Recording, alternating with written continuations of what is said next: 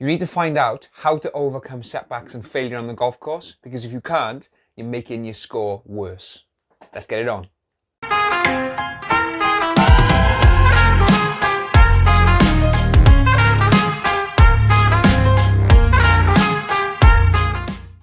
On the golf course, there are many things that are outside of our control. If we're playing in competition, how our opponents are playing, how the golf ball reacts after we've executed our swing.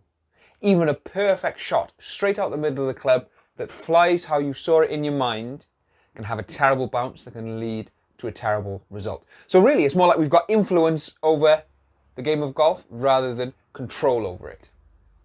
And to think about, playing your best golf, people want to play their best golf. Add up at your home golf course, add up your very best score on every individual hole. For me at my home course, well, we've got two home courses, but the course I've played the most, it's a par 72. I've birdied or eagled every hole. So my total is 47. So when we look at the expectation, just like, to play my best golf, let's go and shoot 47. Let's look at how that expectation might affect the reality, the stress levels, the tension. My actual best score, 18 holes in a row, is 70. More on that in a minute. There's a fun story around how that 70 came around. But of course, going for 47, playing my best golf and expecting everything to be perfect will have a terrible effect on the tension in my body and how I'm swinging the club. So here's the thing. Failure, depending on how you define it, is built into the game of golf. We've got the Players' Championship coming up on tomorrow, and half of the field are going to miss the cut. That's definitely going to happen. And there's something else that's definitely going to happen. There's only going to be one winner. So regardless of your level of golf, golf will knock you down. Aren't you glad you watched this positive video? But golf will knock you down. Here's the thing. If you're going to be knocking yourself down as well, then you're going to be in big trouble in terms of playing the best golf you can play on any given day.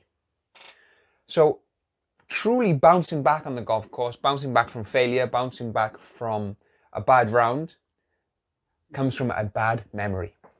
A bad memory. I'm going to show you how to create these bad memories in a moment. But really bouncing back allows you to learn from any failures or setbacks or challenges or things that go wrong. Learn from them, yes. Dwelling on them will make your scores worse. So when you fail, you've got to take an acceptance first policy.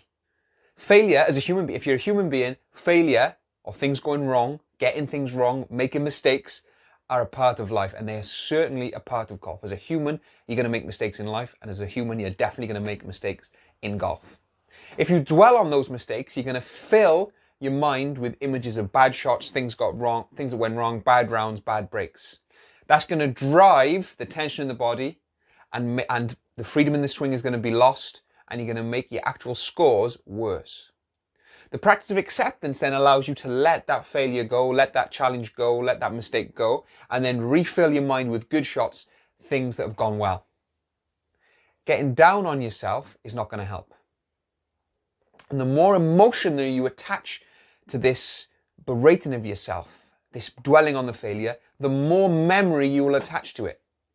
So think of a tragic event. If you're old enough to remember 9/11, when 9/11 happened, you remember exactly where you were when you first received the news. That's because of the emotion attached to it creates clarity of the memory. Now, this technology in the brain works exactly the same.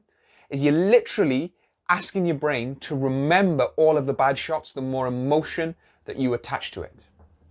Now, this is the one thing you can control on the golf course, right? We talked about all the things you can't control. You can control your mindset. Let me tell you a story about my best round of 70. I was 3 under par, so I was heading to break 70 on the 16th tee. I hit a little bit of a pull hook into the water down the left-hand side of our 16th hole. I made a double bogey. So I'm no longer 3 under. I'm now, of course, only 1 under. Now, if I had berated myself, so the next hole is 17th, par 5, out of bounds left, forest to the right, dead both sides. If I'd filled myself with tension, got angry at the water, relived it going in the water, then no doubt I would have finished even worse, 17 and 18. Because of practicing this stuff, I let it go. I accepted it, filled my mind with images of good shots from the past, things that make me feel good about my golf game, and then I actually finished birdie par. Did I break 70? No. But that's the thing. Things aren't always going to be perfect. But from being 3 under to 1 under, I finished 2 under after finishing birdie par. My mind allowed me to get the best out of that round possible, rather than my mind driving me to be, who knows, 2-3 over par come the end of the round. Now, when you practice this idea of having a good attitude regardless, so failure's going to happen, yes. Bad shots going to happen, yes. Bad breaks, yes. But when you take this good attitude regardless approach, you're going to accept it regardless. You're going to have a better effect on your score taking this approach than filling it with tension. Now, here's the thing. This does take practice. I wasn't always like this. When I was a junior golfer, I was a club thrower, bag smacker. And then as I started to learn more about psychology and study psychology, I really found out that this wasn't helping my golf game. So it has taken practice. So I'm not saying that just watching this video, hearing the idea, you'll be able to go and overcome setbacks straight away. But what you can do, you can practice this acceptance approach, and it will allow you to bounce back from setbacks more often. Think of it this way. I'll leave you with this thought. What if you could see into the future as you were approaching the golf course and you knew for a fact that you were going to hit your very best ever score? You knew the future. You knew your best score was coming. You had been able to see the future. You had a crystal ball. But then on the first tee, you put one out of bounds and one in the water and you make a triple bogey. But you know, you saw the future is going to be your best ever round. What would you think? You'd think, how fascinating. I must be playing some phenomenal golf from here on in. But without knowing that future, what do you think? Oh, it's going to be one of those days. Everything's going wrong, out of bounds and water already. 2 lost balls, blah, blah, blah, blah, blah. And the rest of the 17 are terrible. Isn't that interesting? So rather than being overcome with annoyance and anger when it comes to setbacks and failures, why not be fascinated by what things are going to go well? It's going to take some practice bouncing back from setbacks and failures in this way, and watch what happens to your scores. I'll see you very soon. If you like this video, enjoy this video, you want to bounce back from setbacks and learn even more about the mental game, we've got some links for you below. You can join our free golf mental game training portal where we've got lots of content, and actually you guys are going to get access to my book launch, The Mental Game of Golf,